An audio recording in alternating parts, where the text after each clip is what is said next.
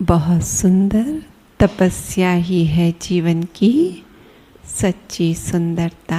तो हर दिन आपको स्वमान भी मिलेगा।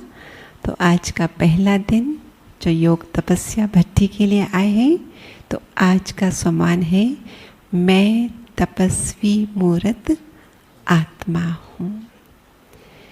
और जो भट्टी का लक्ष्य है, चलो संपन्नता की ओर, और उस संपन्नता का आधार है श्रेष्ठ योगी तपस्वी जीवन।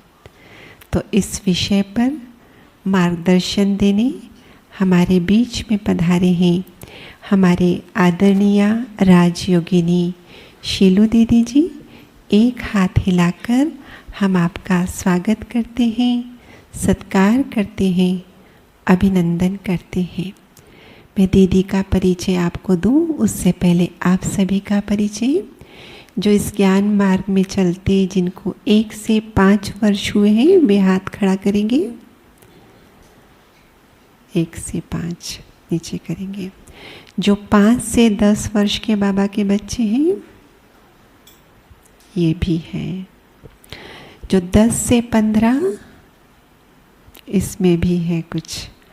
15 से 20, इसमें भी है। और जो 20 से ऊपर है, सभी में हाथ खड़े हुए हैं। मतलब ये मिक्स ग्रुप है। बाबा कहते हैं ना, यूनिवर्सिटियाँ जब बालक भी पढ़ता है और बूढ़ा भी पढ़ता है। तो सभी का बहुत बहुत स्वागत है।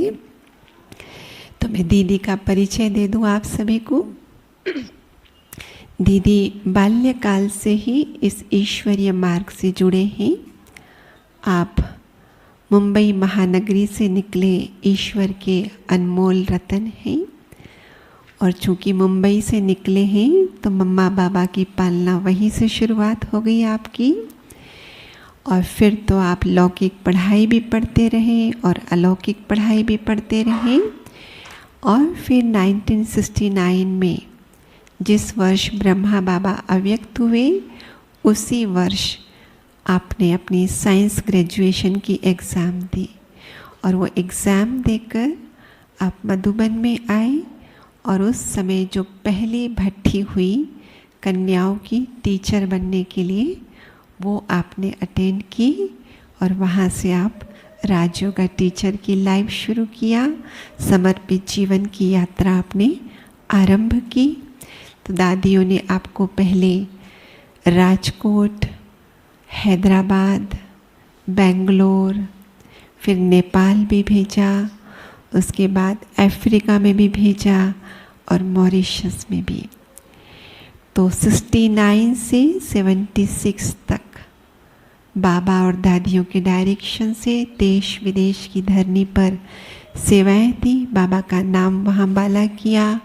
अनेक बाबा के बच्चों के भाग्य को उदय किया। सेंटर सेवा केंद्र स्थापित करने के निमित्त बने। और 76 में जब आप यहाँ मधुबन आए, तो आपके लिए बाबा ने एक सुंदर गोल्डन लॉटरी खोल के रखी। और वो क्या है, आपको सुंदर ऑफर मिला। अब बहुत हो गई देश विदेश की धरनी की सेवाएं। अब एक स्थान, मधुबन स्थान पे रहकर देश विदेश की सेवाएं करनी है। क्योंकि देश विदेश के भाई बहने इस धरनी पर आते थे और उनकी सेवा करने के लिए जो क्वालिफ़िकेशंस चाहिए थी, बाबा ने, दादियों ने आप में देखी और आपको सुंदर अवसर प्रदान किया। तो उसी 1976 से लेकर आज दिन तक आप इस मधुबन धरनी पर रहकर देश विदेश की सेवाएं कर रहे हैं। 70 से भी अधिक देशों का आपने भ्रमण किया है। बाबा ने सुंदर वरदानों से आपको सजाया है। एक तो आपकी जीवा पर विद्या की देवी सरस्वती सदा विराजमान रहेगी। और दूसरा, आप कौन सी गंगा है? हर की पौड़ी की गंगा। सिर्फ ज्ञान की गंगा नहीं, ज्ञान की गंगा तो हर टीचर बहन है। लेकिन बाबा ने आपको स्पेशल कहा कि आप हर की पौड़ी की गंगाएं जो हरिद्वार में होती है ना, जिसमें सभी आके स्नान करते हैं, कि देश विदेश के सभी बड़े बड़े कहलाने वाले इस दर पर आकर आपसे बाबा का संदेश प्राप्त करेंगे। और आप हमारी जो एजुकेशन विंग है उसके वाइस चेयरपर्सन है, राजयोगा शिविर के आप डायरेक्टर हैं। आज जो हमारी मीडिया के माध्यम से, टीवी के माध्यम से जो सेवाएं चल रही है 24 आवर्स, 1993 में आप ही वो प्रथम ब्रह्मा कुमारी थी जिन्होंने टीवी स्क्रीन पर बाबा का ज्ञान सर्व को पहुंचाया। तो उसकी भी फाउंडेशन आपने डाली। तो बहुत सारी विशेषताओं को लिए हुए, मधुरता, धैर्यता, नम्रता से संपन्न, बहुत ऊंची हस्ती, लेकिन फिर भी हर एक से ऐसे मिलती, हर एक को ऐसा लगता दीदी तो हमारी अपनी है।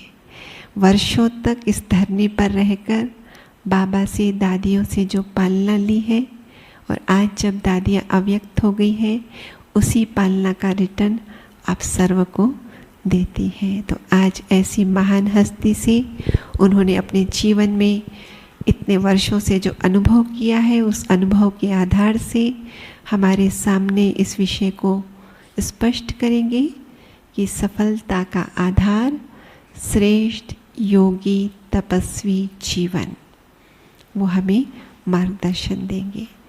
आदरणीय दीदी जी, अपना परिचय भी दें। शरीर का नाम इंदिरा बहन है। 87 में ज्ञान प्राप्त किया और 98 में ये जीवन सेवाओं के लिए समर्पित किया। समर्पित जीवन की यात्रा हेडक्वार्टर ज्ञान सरोवर से आरंभ हुई, जहाँ पर 5 वर्षों तक स्पार्क ऑफिस में सेवाएं दी, जहाँ बाबा ने इस आत्मा को मनोबल एवं मनसा सेवा की बुक जो लिटरेचर में अवेलेबल है वो लिखने के लिए निमित्त बनाया। और उसके बाद सेवा केंद्रों का भी अनुभव कराया कि 5 वर्ष स्पार्क ऑफिस में सेवा देने के बाद हम चूँकि नागपुर सब जोन से हैं, तो नागपुर सेवा केंद्र पर रहने का अवसर मिला। और चूँकि स्पार्क से जुड़े थे तो रमेश भाई उषा बहन से जुड़े थे, तो नागपुर के बाद गामदेवी सेंटर पर रहना हुआ। और उसके बाद पिछले 10-12 वर्षों से पुनः हेडक्वार्टर में, लेकिन ज्ञान सरोवर से पांडववन आ गए, जहाँ शीलू दीदी के साथ ग्लोबल ऑफिस में सेवाएं देते हुए उनकी जो सेवाएं हैं उनमें सहयोगी के रूप में अपना पार्ट प्ले करते हैं। ओम शांति। तो अभी सुनते हैं दीदी से। ओम शांति। ओम शांति। ओम शांति। दादी जानकी जी ने हमें 3 बार ओम शांति कहना सिखलाया। मैं कौन, मेरा कौन और मुझे क्या करना है, जिसका नशा दादी जानकी को स्वयं था और वो नशा हम सब में भरा। तो आप सभी भाई बहनें अटलादरा से पहुँचे हैं। अटल दरवाज़ा, हाँ मुझे कहा अटलादरा याद करना है तो याद करो अटल दरवाज़ा तो अटलादरा याद आ जाएगा। तो सचमुच अटलादरा के भाई बहनें अवश्य अटल, अडोल, स्थिर, एक रस, निर्विघ्न बाबा की आशाओं को पूर्ण करने वाले ऐसे तपस्वी मूर्त अपने आप को समझते हो? बाबा पूछते हैं ना, ऐसे समझते हो? तो जो समझते हैं हाथ उठाएं। वाह, वेरी गुड, बहुत अच्छा। अब उस तपस्या में और छाप लगाने लिए आप इस योग तपस्या भट्ठी में पहुँचे हो और बहुत सुंदर लक्ष्य मिला है। चलो संपन्नता की ओर, क्योंकि समय बहुत तेज गति से आगे बढ़ रहा है। अंत के नज़ारे भी स्पष्ट होते जा रहे हैं और बाबा ने हम बच्चों को अचानक का पाठ तो पढ़ा ही दिया है। अचानक होगा, पहले से बताया नहीं जाएगा, सब कुछ अचानक होगा। और हम देखते आए हैं कैसे अचानक का खेल चलता रहा है। हमारी दादियाँ अव्यक्त हो गए, लेकिन अभी हम ये नहीं कहेंगे कि दादियाँ हमारे साथ नहीं हैं। ब्रह्मा बाबा, मम्मा, सब दादियाँ हमारे साथ ही हैं। हम उनकी ही छत्र छाया में पल रहे हैं। उनकी ही दुआएं हमें मिल रही है और उसी सकाश के आधार से हम आगे बढ़ रहे हैं। क्योंकि बाबा ने ये भी वायदा किया है कि हम सब साथ चलेंगे। यज्ञ की शुरुआत में बाबा ने यही कहा था, साथ चलेंगे, साथ रहेंगे, साथ नई दुनिया में आएंगे। तो साथ रहेंगे ये जब कहा तो उस समय किसने भी ये नहीं समझा कि इसका मतलब क्या है। उन्होंने अर्थ क्या निकाला कि कोई भी शरीर नहीं छोड़ेगा, साथ रहेंगे तो कैसे शरीर छोड़ेगा। कोई भी शरीर नहीं छोड़ेगा। हम सब ऐसे ही साथ रहेंगे, ऐसे ही भट्ठी में रहेंगे, तपस्या करेंगे और सब साथ में उड़ जाएंगे। और यही सोचा था, लेकिन ये उनको नहीं मालूम था कि इसका सही अर्थ ये नहीं है। लेकिन सही अर्थ है कि अंत के समय अवश्य हम सब साथ उड़ेंगे। पर तब तक हर एक अपने अपने पाठ अनुसार वो अपना कर्म पूरा करते हुए और पाठ में जाएंगे। ये उस समय तो सोचा नहीं था, लेकिन अभी ये बात समझ में आती है। तो सबसे पहले जब मम्मा ने शरीर छोड़ा तब थोड़ा समझ में आया, क्योंकि मम्मा ने जब शरीर छोड़ा 65 में, तब बाबा ने संदेश दिया कि अभी एडवांस पार्टी शुरू हुई है और एडवांस पार्टी की लीडर मम्मा बनेगी।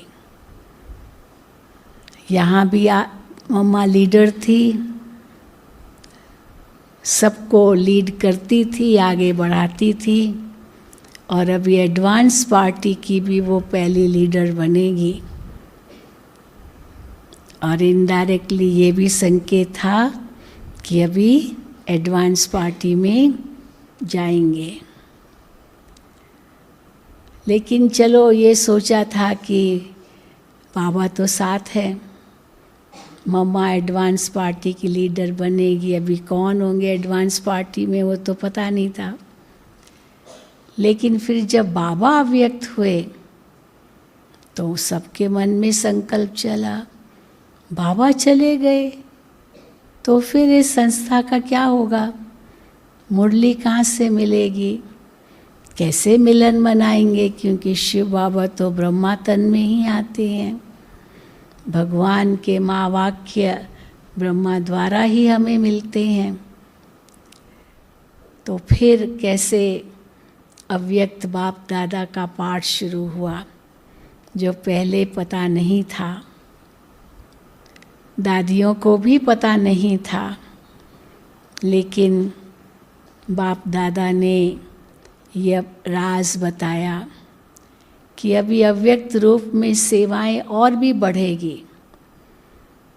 अब तक तो चींटी की चाल से सेवाएं हो रही थी और अब बाबा के अव्यक्त होने से ब्रह्मा बाप शिव बाप का कंपेनियन बन गया और अभी तो विहंग मार्ग से सेवाएं होगी।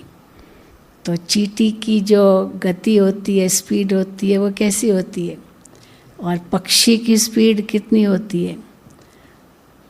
तो साकार बाबा मम्मा के समय तो जैसे सेवाएं चींटी की चाल की तरह थी। थोड़े थोड़े सेवा केंद्र थे, हजारों में ही होंगे भाई बहनें,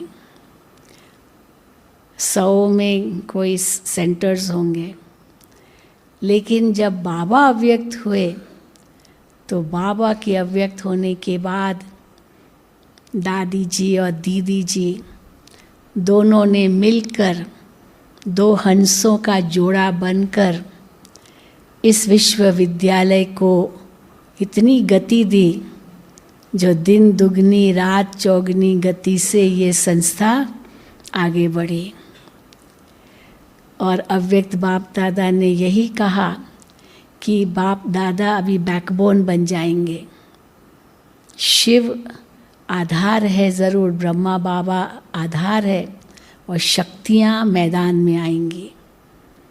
जिन शिव शक्तियों का गायन है वो शक्तियाँ मैदान में आएंगी और शिव शक्तियों को प्रकट करेंगे, प्रत्यक्ष करेंगे और शक्तियाँ शिव को प्रत्यक्ष करेगी। और अभी अव्यक्त रूप से भी सेवाएं चलेगी, देश विदेश की सेवाएं होगी। और सचमुच जो साकार में बाबा ने कहा था वो साकार होने लगा। साकार में बाबा कहते थे तुम्हारी मिशन विदेश में जाएगी। ब्रह्मा बाबा के साकार में होते हुए कोई विदेश में सेवाएं नहीं थी, लेकिन जैसे बाबा अव्यक्त हुए विदेशों में सेवाएं शुरू हुई, जिससे इस संस्था का नाम और आगे बढ़ा। बाबा ने कहा था विदेशी बच्चे जब भारत में आएंगे और बाबा का ज्ञान सुनाएंगे तब ये भारत के कुंभकर्ण जागेंगे। तो सचमुच वो भी देखा। विदेशी बच्चों ने कितनी कमाल कर दी, जो UN के भी मेंबर बन गए। हम 140 देशों में बाबा के सेवा केंद्र चल रहे हैं और अव्यक्त बाप दादा की पालना ले रहे हैं। तो भारत में तो हम ब्रह्मा की मुख संतान थे, लेकिन वो हम उनको कहेंगे कि ये संकल्प संतान है। तो संकल्प की गति तो आवाज़ की गति से और तेज़ होती है ना।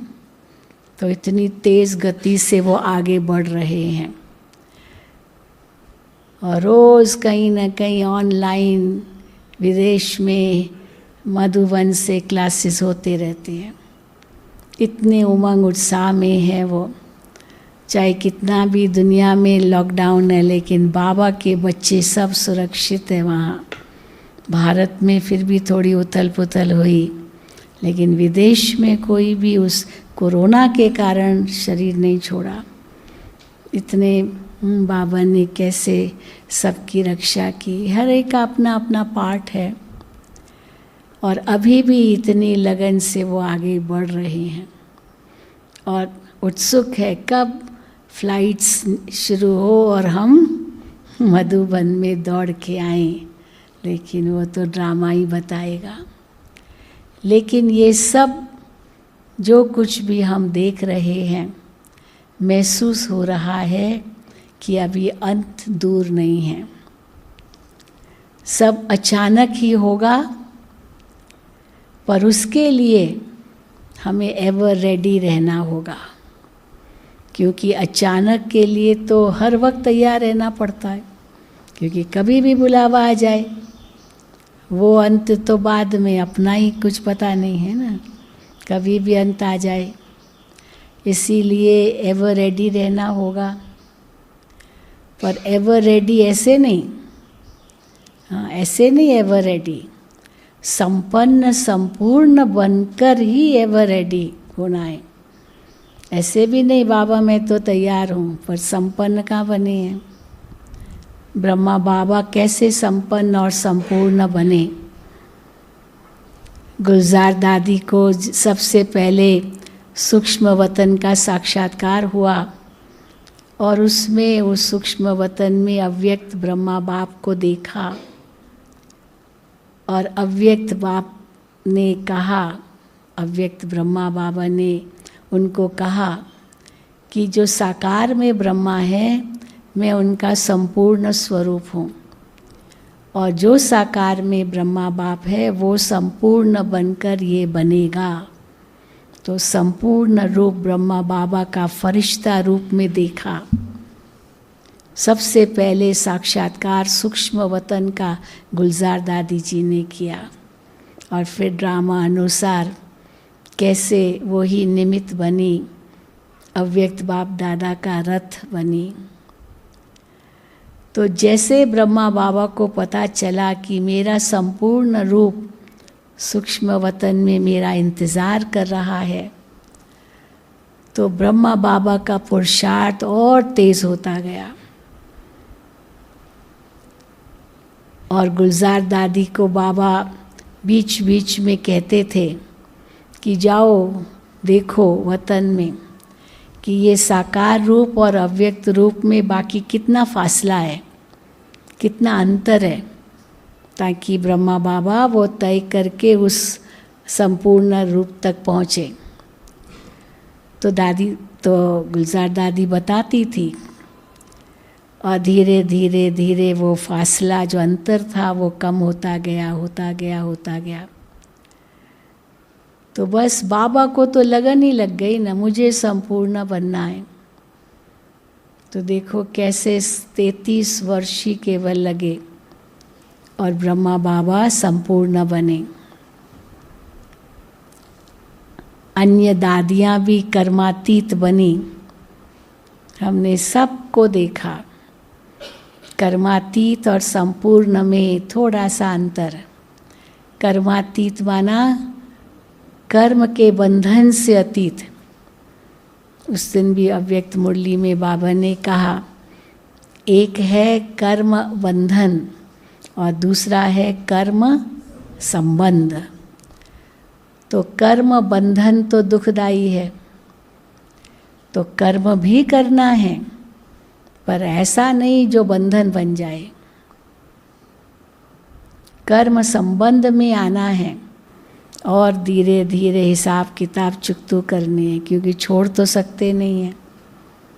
तो दादियाँ हमारी कर्म संबंध में आती गई और हम देखते थे सब दादियाँ धीरे धीरे कैसे इतनी सेवाएं थी, इतनी सेवाएं, और धीरे धीरे धीरे संपूर्णता को प्राप्त, कर्मातीत अवस्था को प्राप्त करते गए, न्यारे और प्यारे रहे। मैं एक केवल उदाहरण देती हूँ, वो उसमें सब आ गए उदाहरण। हमारी दादी जानकी जी यूनाइटेड नेशंस में जब उनका जाना हुआ, वहाँ उनका भाषण था यूनाइटेड नेशंस के अंदर, क्योंकि हम भी एनजीओ हैं और यूनिसेफ एक और उनके कॉसॉक मेंबर हैं हम उनके। तो ब्रह्मा कुमारियों को निमंत्रण दिया, तो दादी जानकी ने 3 मिनट का भाषण किया, केवल इंग्लिश में जो उनको लिखत दी थी वो पढ़ के सुनाई। और बहुत कुछ ब्रह्मा कुमारियों का नाम हुआ उस समय यूनाइटेड नेशंस में। तो उसके बाद दादी मधुबन में आई, तो हमने दादी जानकी से केवल इतना ही पूछा, दादी वो आप अनुभव सुनाना यूएन में जो आपने भाषण किया, दादी कैसा था, कैसा रहा? इतने बड़े बड़े लोग यूएन में थे और आपने कैसे भाषण किया, वो अनुभव सुनाओ। तो दादी कहती है, क्या अनुभव, मैं तो भूल भी गई। क्या कहा दादी ने? मैं तो भूल भी गई। बस जो बात गई वो गई, कहते हैं ना, जो बीता सो बीता, रात गई बात गई, फिर सवेरे नहीं उसको कैरी फॉरवर्ड करना है। मैं तो भूल भी गई। जो काम की बात है वो दादी कभी नहीं भूलती थी, परंतु जो हुआ पूरा हुआ, फुल स्टॉप लगा लिया, फिर थोड़ी उसको याद करेंगे। तो हमने एक एग्जाम्पल केवल ये दिया।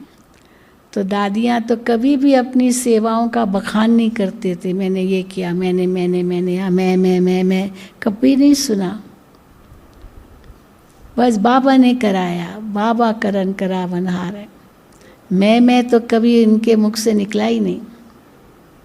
अगर कुछ सावधानी भी देनी होती तो कहेंगे दादी जी कह रहे, दादी कह रहे, दादी जी भी नहीं, दादी माना मैं अभिमानवश नहीं, दादी माना ये जैसे बाबा ने जिनको निमित्त बनाया है। तो कैसे धीरे धीरे कर्मातीत बनते गए, न्यारे प्यारे होते गए। नहीं तो हम दादियों को देखते थे, दादी प्रकाश मणि एडमिनिस्ट्रेटिव हेड थी, सब में कैसे दादी का हाथ था, सब सारा यज्ञ, पूरे सेंटर्स, न जाने क्या क्या सब कुछ। लेकिन कैसे धीरे धीरे दादी उपराम होती गई और दूसरे संभालते गए। हम बहुत कुछ दादी से पूछते थे, दादी ये कई बातें। तो दादी डाउन टू अर्थ माना बिल्कुल जैसे हम सब की तरह होकर कैसे दादी मिलती थी, बातें सुनती थी। बाबा मम्मा भी ऐसे ही पहले सुनते थे, फिर वो भी न्यारे होते गए। तो दादियों को भी हमने देखा कैसे न्यारे होते गए। हम सोचते थे दादी तो वही है, परंतु दादी को ये बताएंगे वो बताएंगे, लेकिन जैसे दादी के पास जाते थे सब बातें भूल जाती थी। क्या सुनाएं? दादी की स्टेज इतनी ऊंची देखते थे तो हमारी बातें तो छोटी छोटी बातें क्या अब दादी को सुनाएं। वो वैसे ही सब भूल जाती थी, वो वैसे ही ख़त्म हो जाती थी। और लगता था बस दादी से ही सुने, वरदानी बोल दादी के ही सुने।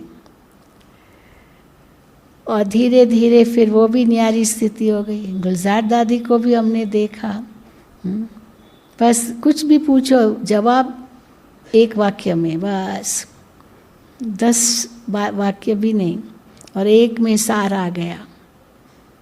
दादी जानकी को भी अंत में यही देखा। तो हम ये कहेंगे कि संपन्नता और संपूर्णता की निशानी क्या है? उपराम, न्यारापन। तो न्यारापन लाने के लिए पहले तो बाबा कहते हैं मैं और मेरा खत्म करो। इसलिए बाबा कई बार मुरलियों में कहते हैं, अगर मैं कहने की आदत भी है ना, मैं तो क्या कहो? मैं आत्मा। और मैं आत्मा कहा तो आत्मा की जो बातें हैं वही बुद्धि में आएगी। अगर केवल मैं कहा तो देह अभिमान में आएंगे, और फिर व्यक्ति, वस्तु, वैभव, न जाने क्या क्या सब बातें बुद्धि में आ जाएगी। और अगर मेरा कहने की आदत है, चलो मेरा दिन भर मेरा कहते हैं, तो मेरा कहने की आदत है, वो आदत को दूसरा रूप दो, मेरा कहना, और तुरंत क्या कहो? मेरा बाबा। बस मेरा तो एक शिव बाबा, दूसरा ना कोई। कई कहते हैं व्यर्थ संकल्प आते हैं। अब व्यर्थ संकल्प जो आते हैं वो क्या होते हैं? व्यर्थ संकल्प क्यों उसे व्यर्थ संकल्प कहते हैं? है तो वो सांसारिक संकल्प, ज्ञान के संकल्प तो व्यर्थ संकल्प नहीं है। तो व्यर्थ संकल्प आते हैं, हम योग में बैठते हैं तो कौन कौन से आते हैं और ख़त्म कैसे करें, बाबा ने उसकी भी युक्तियाँ बताई है। तो हम 5 बातें बताते हैं। व्यर्थ संकल्प कौन कौन से आते हैं, किस किस के आते हैं? पहले तो व्यक्ति याद आएंगे, है ना, व्यक्ति, फलाना मेरा ये फलाना, तो व्यक्तियों की याद आएगी, ये भी व्यर्थ संकल्प के खाते में जाएगा। जबकि बाबा कहते देश है, देह के सब संबंधों को भूलो, सब संबंध मेरे से जोड़ो। लेकिन अगर बाबा से सर्व संबंध नहीं जुड़े हैं तो व्यक्ति याद आएंगे। फिर दूसरा क्या याद आएगा? वस्तुएं याद आएगी। व्यर्थ संकल्पों में क्या क्या याद आता है? वस्तुएं याद आएगी। वो मेरी चीज़, वो मेरी चीज़, वो मेरा फलाना, न जाने क्या क्या वस्तुएं। तो बाबा कहते हैं ये वस्तुएं भी तो इस संसार की है, मेरी तो है नहीं। कुछ भी मैं आत्मा लेकर नहीं आई, न कुछ लेके जाऊंगी। मेरा तो कुछ भी नहीं है, कुछ भी नहीं है। कहते तो है ना, अकेले आए या अकेले जाना है। न कुछ साथ लाए हैं, न कुछ साथ जाएगा। तो व्यक्ति तो जाएंगे नहीं, पर वस्तुएं भी तो नहीं जाएगी, वो भी तो सब यहीं रह जाएगी। और आए थे तो लेके तो नहीं आए थे। ये संसार की है, प्रकृति की है, प्रकृति को ही वापस देकर जाना है।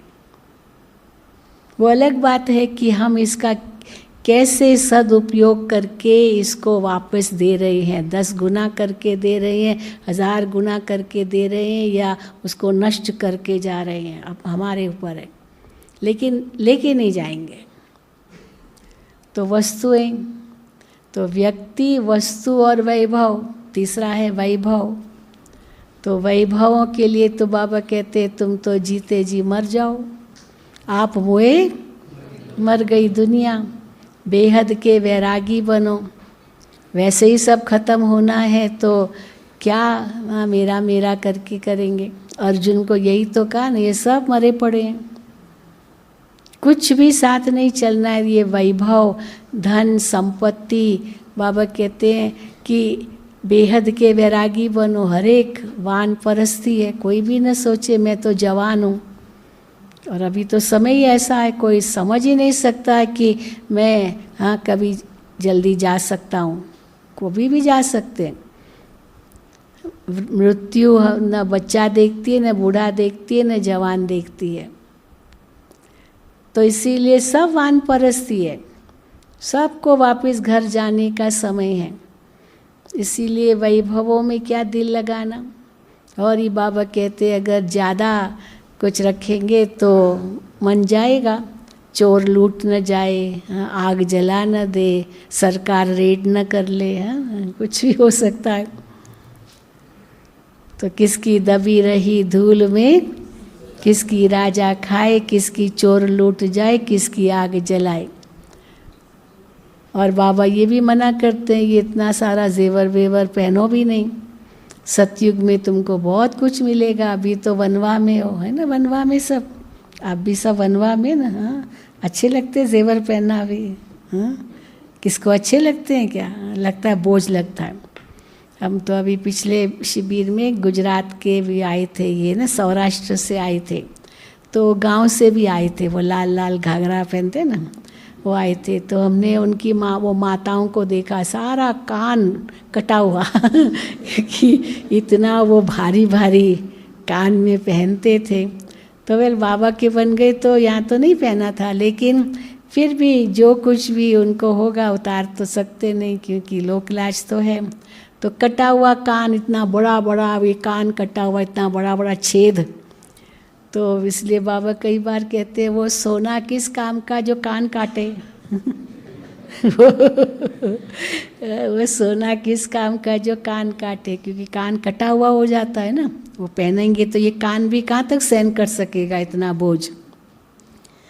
और कुछ भी पहनेंगे तो चोर तो सामने बैठे ही हैं, लूटने वाले। तो इसीलिए बाबा मधुबन में तो बिल्कुल मना करते थे, कभी कोई जेवर वेवर पहन के नहीं आने का। और अगर यहाँ जेवर पहन के आए और फिर मान लीजिए आपने सोचा मैं बाबा की भंडारी में डालूं, तो पहले घर वाले कहेंगे देखा ब्रह्मा कुमारियों को सब देकर आ गए कोई भी कुछ कह दे, अरे पहनो ही नहीं, रखो वहीं, हम नहीं चाहिए बाबा को। तो इसीलिए हम देखते हैं कि ये वैभव भी किस काम के, तो वो भी बुद्धि से हट जाने चाहिए। फिर चौथी चीज़ क्या याद आती है? घटनाएं। ये हुआ, वो हुआ, न जाने क्या क्या बातें सोचते रहते हैं। सारे जीवन में कितनी बातें हुई होगी। अब बाबा कहते कल की बात आज याद नहीं आनी चाहिए, लेकिन वो भूलते ही नहीं है। कितनी बातें, वो 10 साल पुरानी बात किसने मुझे कह दिया होगा, कुछ ऐसी गलत चीज़ जो ठेस लगी होगी, लेकिन आज भी उसको देखेंगे तो वही शब्द याद आएगा। और बाबा हमको इतना कुछ कहते, वो तो भूल जाता है। और किसी व्यक्ति ने कुछ कहा तो वो तो उम्र भर नहीं भूलते।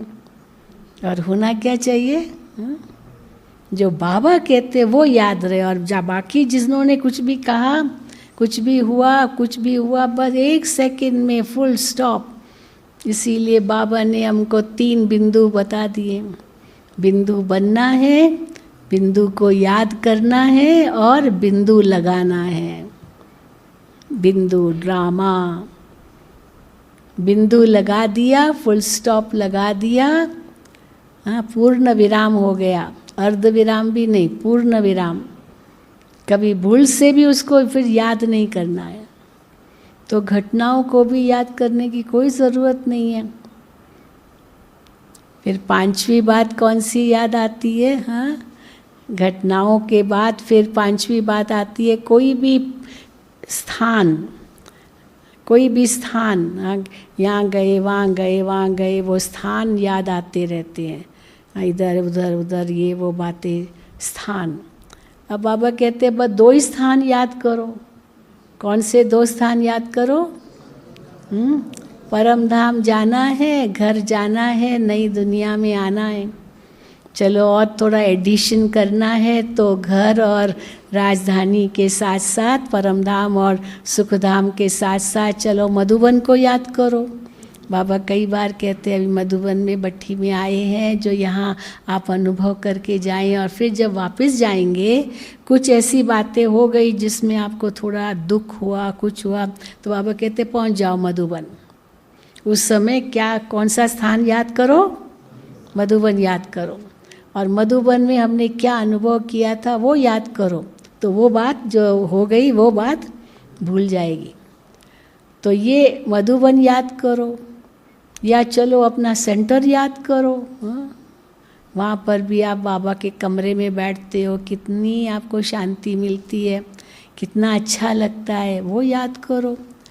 तो जो याद करना है वो तो करते नहीं, और जिसको याद नहीं करना है वो याद आती है।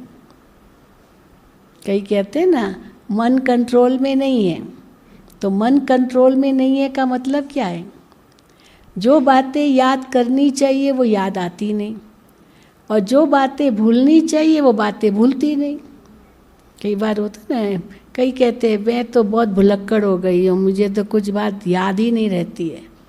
कुछ नहीं याद रहता है, लेकिन अगर थोड़ा उनसे बात करने बैठो तो ये बातें वो बातें, पता नहीं कितनी बातें निकल आती है। अभी अभी तो कहा मुझे तो कुछ याद ही नहीं रहता है। तो जो बातें याद करनी है वो भूल जाते हैं, और जो बातें भूलनी है वो याद रहती है। इसलिए कहते मैं तो भूल जाती हूँ। भूलते नहीं हैं, अगर वो भूलते होते सब भूल जाते।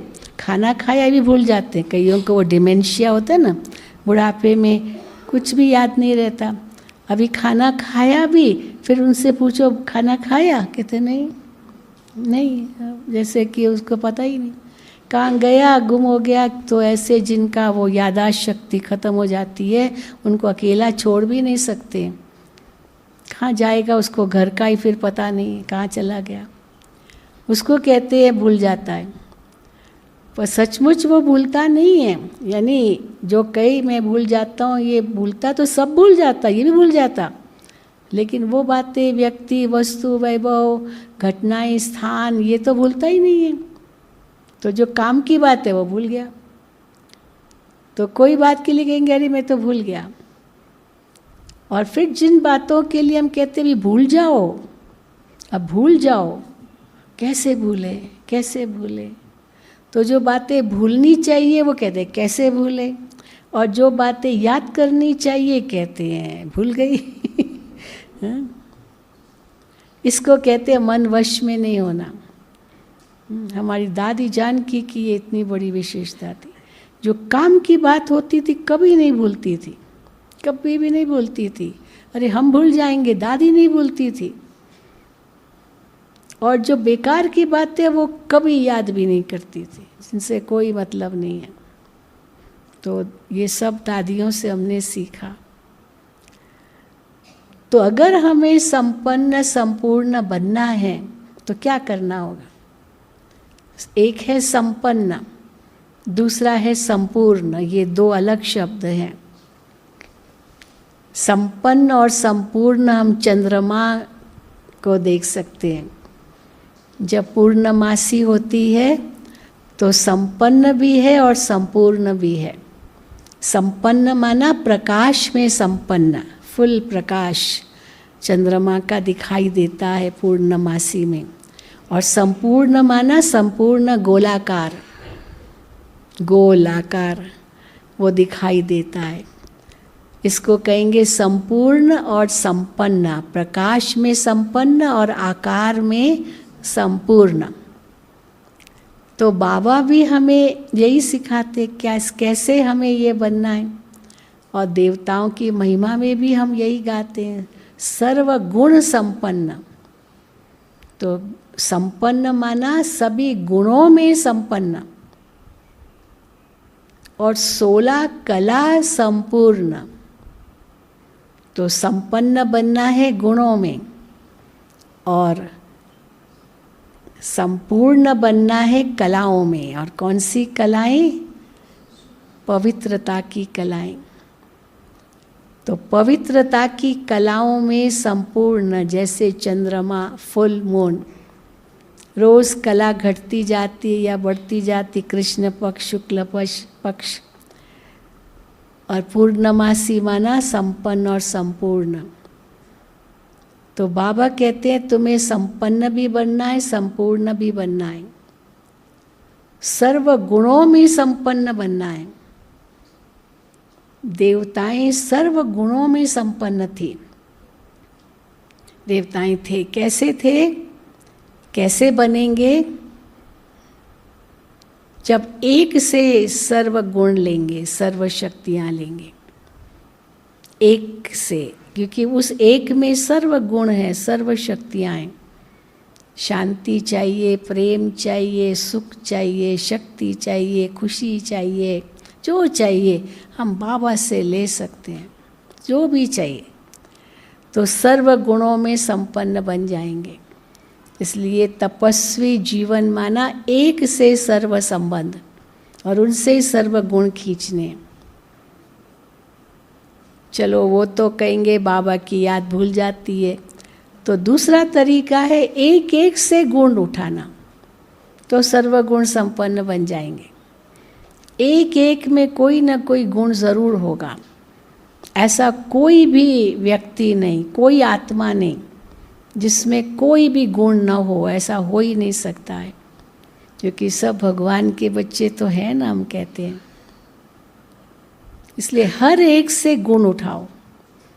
वो तो दत्तात्रेय ऋषि के लिए बताते हैं कि उसने सबको अपना गुरु माना, सबसे गुण लिया। एक वो मिसाल भी देते हैं, घड़ी से भी गुण उठाओ, पंखे से भी गुण उठाओ, है ना, वो आप बताते हैं ना। तो घड़ी से क्या गुण उठाओ? चलते चलना है, रुकना नहीं है, रुकना नहीं है।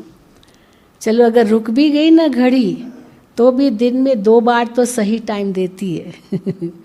अगर घड़ी रुक भी गई तो क्या कहेंगे? रुक गई ना, तो एक जगह रुक गई, पर 2 बार तो वो टाइम तो आएगा ना, वही टाइम 2 बार आएगा दिन में 12-12 घंटे के बाद। तो इसीलिए रुकी हुई घड़ी में भी से भी गुण लो कि 2 बार तो उसमें वो सही टाइम देती है। पंखे से क्या गुण लो? हाँ, बांटते जाओ, हवा देते जाओ, देते जाओ। तो एक एक चीज़ से गुण उठा सकते हैं। तो जब चीज़ों से गुण उठा सकते हैं तो व्यक्तियों से क्यों नहीं उठा सकते? लेकिन वो नज़र ऐसी चाहिए जो उसका गुण उठाएं, गुण देखें। तो सर्व गुण में संपन्न तब बनेंगे या तो बाबा से लेना है, चलो बाबा इतना याद नहीं रहता है, फिर भी व्यक्ति वस्तु ये सब याद रहते हैं, तो व्यक्ति वस्तु से भी गुण लो। अगर वो याद भी रहता है तो क्या करो, उनसे भी गुण लो, तो उससे फायदा होगा। केवल याद करने से क्या फायदा होगा। और फिर 16 कला संपूर्ण माना पवित्रता की इतनी संपूर्ण कला हो जो जरा भी कमी न हो। बाबा पवित्रता की कितनी गहराई बताते हैं, कितनी गहराई। यहाँ तक कि बाबा कहते हैं स्वप्न भी आपके इतने शुद्ध हो, क्योंकि स्वप्न पर मनुष्य का कंट्रोल नहीं है। पर हाँ, वो स्वप्न भी किस आधार पर आते हैं, हमारे ही संस्कारों का वो प्रतिबिंब है। हमारे संस्कारों का प्रतिबिंब है हमारे स्वप्न। तो अगर स्वप्न हमारे शुद्ध हैं, माना हमारे संस्कार भी शुद्ध हैं, तो स्वप्न में भी किसी प्रकार की अशुद्धि न हो, तब कहेंगे हाँ हम संपूर्ण पवित्रता की ओर जा रहे हैं।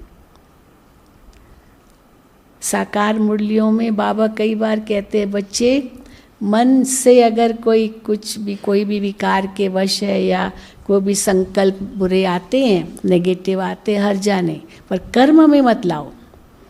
अब किसको लगता है मैं इसको मारूं, हाँ मारूं, परंतु नहीं, इंद्रियों से हमें किसको हाथ नहीं लगाना। ये हाथ किसी को मारने लिए नहीं है, ये हाथ तो आशीर्वाद के हाथ है। हाथ आशीर्वाद के है, दाता के हाथ है, ऐसे थप्पड़ मारने के नहीं है। किसी को दुख नहीं देना है। तो चलो हमने अंदर में कंट्रोल किया, ये हाथ गलत कर्म नहीं करने हैं, लेकिन मन में भी ना आए। अव्यक्त बाप दादा तो वहाँ तक कहते हैं। साकार में तो बाबा फिर भी कहते कर्म में नहीं आओ। कर्म में अगर गलत काम किया तो 100 गुना सजा है, पर मन में आया तो चलो कोई बात नहीं, आप बाबा को याद करो। पर बाबा तो यहाँ तक अव्यक्त मूल्यों में कहते मन में भी ना आए, या और आगे स्वप्न में भी ना आए। तो स्वप्न में भी ना आए, उसके लिए तपस्या चाहिए, बहुत तपस्या चाहिए, अशरीरी स्थिति चाहिए, देह से न्यारी स्थिति चाहिए। अशरीरी स्थिति भी तब बने जब पहले बाबा कहते देही अभिमानी बने। देह अभिमान को मारो। कैसे मारेंगे देह अभिमान को? पहले तो मैं को मारो, मेरा को मारो, ट्रस्टी बन जाओ, सब बाबा का है। गृहस्थी नहीं हूँ मैं, ट्रस्टी हूँ। ये योगी की पहली निशानी।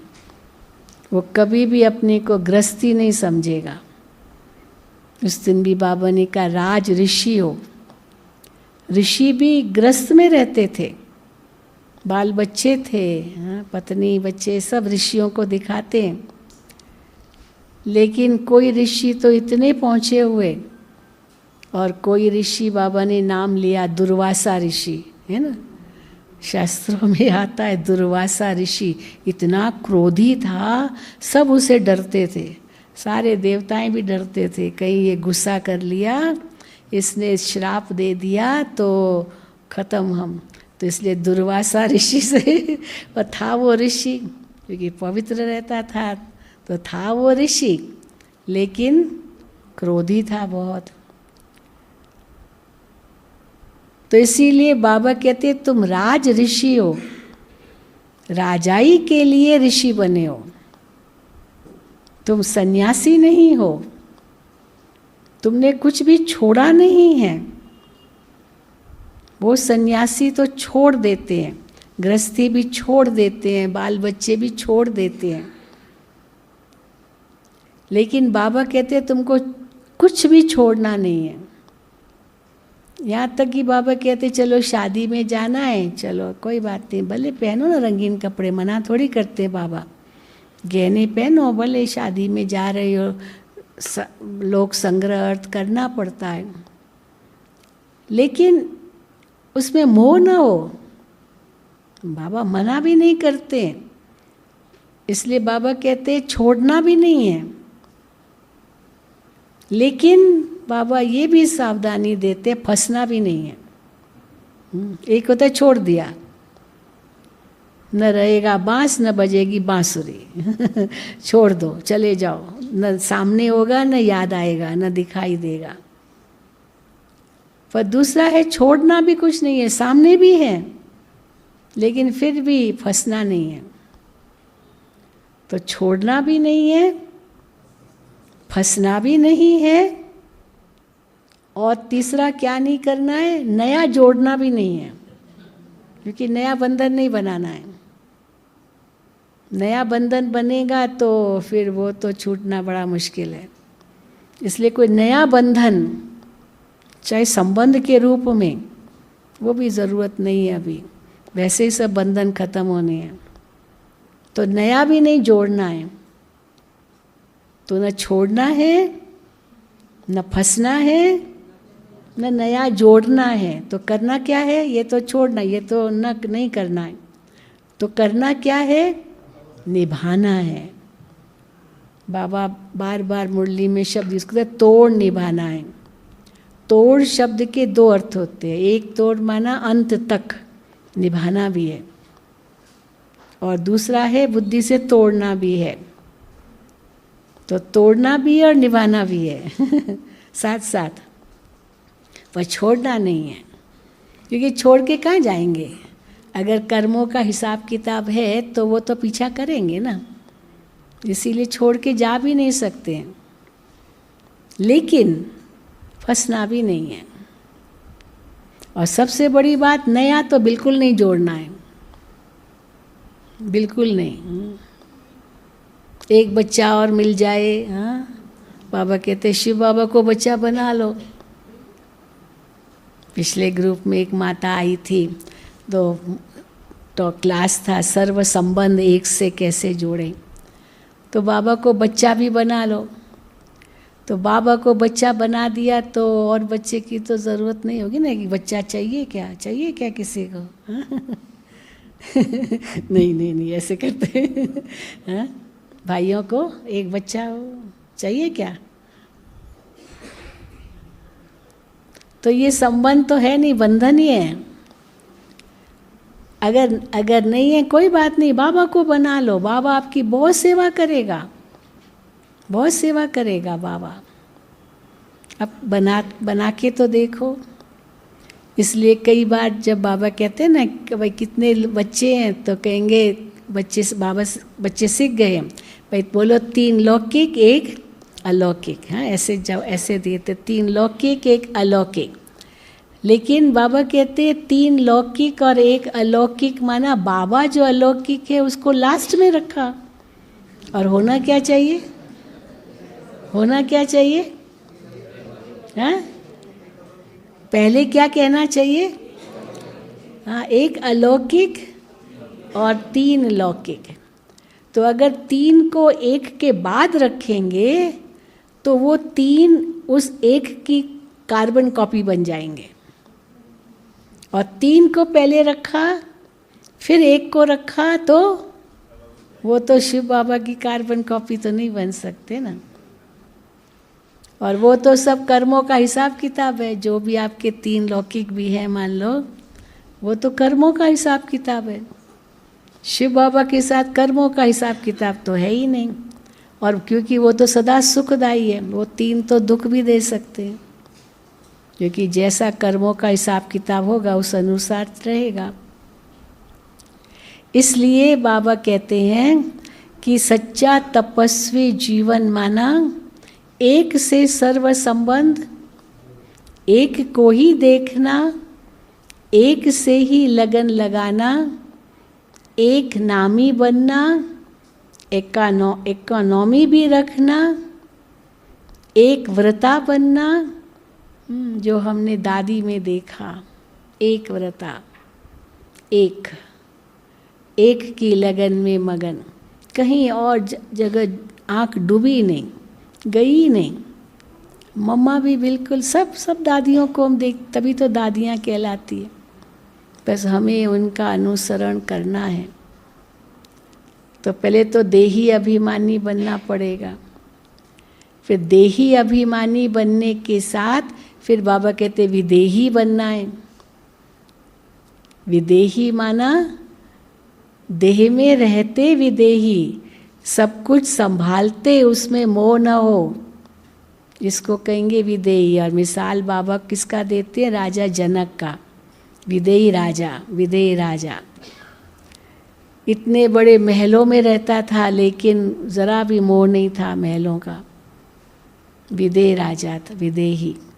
तो पहले देही अभिमानी, फिर विदेही विदेही, और फिर बाबा कहते हैं अशरीरी।